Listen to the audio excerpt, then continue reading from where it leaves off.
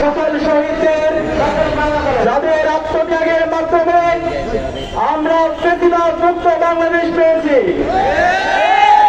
যাদের আত্মত্যাগের মাধ্যমে আজকে আমরা স্বাধীনভাবে কথা বলার অধিকার ফিরে পেয়েছি।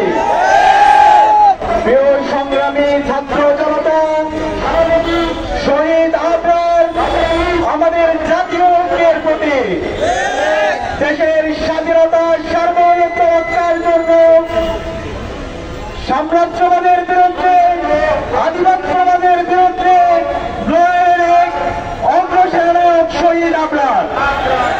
তাই আজ আমরা শ্রদ্ধার সাথে মুসলিম ছাত্র জনতা শহীদ আবরারের জন্য আল্লাহর কাছে দোয়া করছি। আল্লাহ পাক সুবহানাহু ওয়া তাআলা শহীদ আবরারকে জান্নাতুল ফেরদাউসের মেহমান হিসেবে কবুল করুক, আল্লাহুম্মা আমিন। প্রিয় সংগ্রামী ছাত্র জনতা, আপনারা জানেন প্রেসিডেন্ট হাসিনা গত 16 বছরে আমাদের এই ভূখণ্ডকে ভারতের কলোনি রূপে পরিণত করেছিল। গত 16 বছরে আমরা আমাদের নাগরিক অধিকার হারিয়েছিলাম। আমরা অর্থনৈতিক শোষণ, রাজনৈতিক নিপীড়ন, সাংস্কৃতিক গোলামি এবং দাসত্বের মধ্য দিয়ে আমাদেরকে যেতে হয়েছিল। এই আধিপত্যবাদের বিরুদ্ধে, এই আগ্রাসনের বিরুদ্ধে যারা এই কথা বলেছিল তারা এই ব্রিটিশদের চক্ষুশিরে পরিণত হয়েছিল। হাজার হাজার ছাত্র জনতাকে জীবন দিতে হয়েছে এবং এই জীবনের মাধ্যমে 24-এ আমরা এক স্বাধীন বাংলাদেশ পেয়েছি। প্রিয় সংগ্রামী ছাত্র জনতা, গত 16 বছরে এই আগ্রাসনের বিরুদ্ধে কথা বলতে গিয়ে, ফ্যাসিবাদের বিরুদ্ধে কথা বলতে গিয়ে ইসলামী ছাত্র শিবিরকে সবচেয়ে বেশি জুলুমের শিকার হতে হয়েছে। আপনাদের সামনে আমি কিছু ঘটনা উল্লেখ করতে চাই। 2013 সালে মাত্র 17 বয়সে চট্টগ্রামের আমির ইসলামকে সুস্থ অবস্থায় বাড়ি থেকে শেখ হাসিনার পেটুয়া বাহিনী ধরে নিয়ে গিয়ে নির্মম নির্যাতন করে তার চোখকে তুলে ফেলেছিল। পরবর্তীতে তাকে গুলি করে তার বুককে ঝাঁঝরা করে দিয়েছিল। শহীদ আমির ইসলামের মতো শহীদ তাকেও শহীদ করেছিল ওই সময়ের প্রেসিডেন্ট হাসিনার গুন্ডা বাহিনী। এই লেখাজনক হামলার পরে তাদের বিরুদ্ধে আমরা মামলা দিয়েছিল। এভাবে যদি আমরা দেখি গত 16 বছরে সারা দেশে সকল ক্যাম্পাসে ইসলামী ছাত্র শিবিরকে নির্মম নির্যাতন নিষ্পেষণ করা হয়েছে। শিবিরের উপর হামলা করাকে বৈধতা দিয়েছিল এই দেশের সুশীল সমাজের প্রতিনিধিরা। আমরা এই বৈধতা দেওয়ার বিরুদ্ধে স্বাধীন বাংলাদেশে আমরা তীব্র নিন্দা জানাচ্ছি। শিবিরের যে মৌলিক অধিকার থাকার কথা ছিল, একজন মানুষের যে মৌলিক অধিকার থাকার কথা ছিল, সেই অধিকার থেকে গত 16 বছর আমরা বঞ্চিত ছিলাম।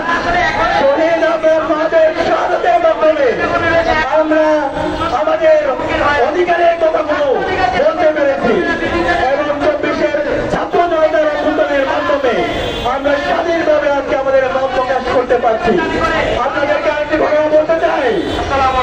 শহীদ আবরার যে ক্যাম্পাসে শহীদ হয়েছেন, ওই ক্যাম্পাসে বিগত সময়ে শিবিরের উপর অনেক নির্যাতন হয়েছে। ইসলামী ছাত্র শিবিরের কেন্দ্রীয় সভাপতি সিরাজুল ইসলাম ভাইয়ের উপর আবরার পাহাড়ের মতো করে নির্মম নির্যাতন করেছিল ওই সময়ের প্রেসিডেন্ট হাসিনার দোসররা। সিরাজ ভাইকে নির্মম নির্যাতন করার পরে তার বিরুদ্ধে আবার মামলাও দিয়েছিল। এই ধরনের সকল প্রেসিডেন্ট হামলা এবং মামলাকে ছাত্র জনতা তীব্র নিন্দা এবং প্রতিবাদের মাধ্যমে আমরা এটার প্রতিহত করছি। প্রিয় সংগ্রামী ছাত্র জনতা, আমি দেশবাসীকে অনুরোধ করব, গত 16 বছরে আপনাদের উপর যে জুলুমতন্ত্র কায়েম হয়েছে, এই প্রত্যেকটা জুলুমের বিচারে স্বাধীন বাংলাদেশ হবে ইনশাআল্লাহ। আপনারা প্রত্যেকে দেশের প্রতিটি থানায় থানায় এই ফ্যাসিবাদের দূষণের বিরুদ্ধে মামলা দিবেন। ইসলামী ছাত্র শিবির আইনি সহায়তা দিব ইনশাআল্লাহ। প্রতিটি ক্যাম্পাসে যত ছাত্র নির্যাতন হয়েছে এই প্রত্যেক ছাত্র নির্যাতনের বিরুদ্ধে আইনি মামলা হবে ইনশাআল্লাহ। ইসলামী ছাত্র শিবির সার্বিকভাবে এখানে সহায়তা দিবে ইনশাআল্লাহ। সর্বশেষ এদেশের ছাত্র জনতাকে আহ্বান করবো, শহীদ আবরার যে উদ্দেশ্যে শহীদ হয়েছে সে উদ্দেশ্যের উপর আমাদের অটল থাকতে হবে। দেশের স্বাধীনতার সার্বভৌমত্বের প্রশ্নে ইসলামী ছাত্র শিবির কখনো আবেশ করবে না ইনশাআল্লাহ। আমরা দেশের স্বাধীনতা সার্বভৌমত্ব রক্ষার জন্য, দেশের অখণ্ডতা রক্ষার জন্য ইসলামী ছাত্র শিবিরের তৃণমূল থেকে কেন্দ্র পর্যন্ত সকল জনশক্তি দায়িত্বশীল জীবন থেকে প্রস্তুত।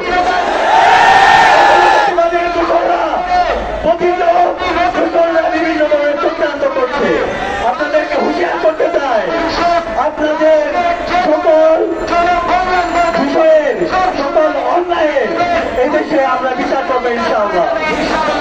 সর্বশেষ আপনাদের সবাইকে উদাত্ত আহ্বান থাকবে, আমরা যেন সবাই মিলে নিরাপদ বাংলাদেশ করতে পারি।